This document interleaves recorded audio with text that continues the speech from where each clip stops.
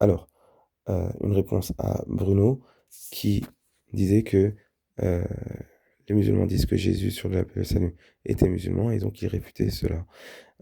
Les musulmans disent effectivement que Jésus sur lui la paix et le salut était effectivement musulman, mais non seulement on dit ça, mais on dit aussi que tous les prophètes de Dieu sur eux tous la paix et le salut étaient musulmans et que la seule voie depuis Adam alayhi salam pour se diriger vers Dieu, c'est l'islam. C'est l'islam. Qu'est-ce que ça signifie? Ça ne signifie pas que c'est la législation qui est descendue sur Mohammed, sur lui la paix et le salut. Non. L'islam, c'est la soumission à l'ordre de Dieu qui va nous sauver. La soumission à l'ordre de Dieu qui nous sauve. Qui nous sauve. En te soumettant à l'ordre de Dieu, et ben, tu te sauves. Allah subhanahu wa ta'ala te sauve jusqu'à ce qu'il te fasse entrer Fidar al-Salam. Dans le salam, la demeure de la paix, qui est le paradis. Et As-Salam, c'est un des noms d'Allah, tabaraka wa ta'ala. Ainsi, tous les messagers, par exemple, Ibrahim alayhi salam est décrit comme Hanifan muslima.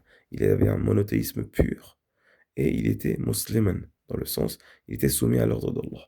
Au point où, quand Allah tabaraka wa ta'ala, lui ordonne de égorger son fils, qu'il a eu un âge avancé, il était prêt à s'exécuter pour, par soumission à son Seigneur. Et il était prêt à s'abandonner ou à exécuter de manière voire aveugle à l'ordre d'Allah tabaraka wa ta'ala, avec une totale confiance. Avec une totale confiance à Allah subhanahu wa ta'ala. Et c'est pas aveugle. Au contraire, c'est la bonne visibilité que de faire pleinement confiance à Allah subhanahu wa ta'ala, même si on ne sait pas exactement ce qu'il en est des conséquences de notre acte. Mais tant qu'Allah subhanahu wa ta'ala, il nous le demande, alors on le fait. Et bien évidemment, dans la sagesse, tu peux comprendre des sagesses derrière des ordres d'Allah subhanahu wa ta'ala. C'est pas un problème, parce que dans tout ordre d'Allah subhanahu wa ta'ala, il y a notre bien. Allah subhanahu wa ta'ala ne nous demande jamais un ordre pour notre mal. Jamais. C'est toujours du bien. Mais peut-être que toi, tu sais pas pourquoi, dans un premier temps, tu dois faire ça, tu dois faire les ablutions, te laver les mains, mais j'ai les mains propres. Et maintenant, tu dois quand même te laver les mains, la bouche, le nez, le visage, les bras, la tête, les oreilles, les pieds.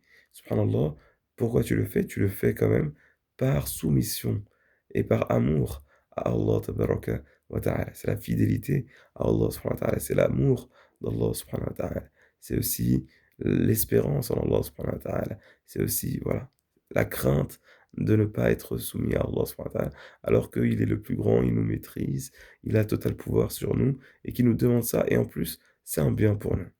Donc voilà. Donc l'islam, oui, Jésus, alayhi salam, était musulman. Tous les prophètes étaient musulmans, comme on le voit dans le Coran, de nombreux exemples. Et c'est là, l'islam, c'est la seule voie à emprunter, qu'Allah subhanahu wa ta'ala nous guide, nous pardonne et nous dirige vers ce qu'il y a de mieux pour nous et fasse que nous soyons parmi les gens du paradis et que la prière et le salut soient sur notre messager Mohammed, sur les appels et le salut, ainsi que ceux qui l'ont suivi avec bienfaisance jusqu'au jour de la résurrection. Alhamdulillah.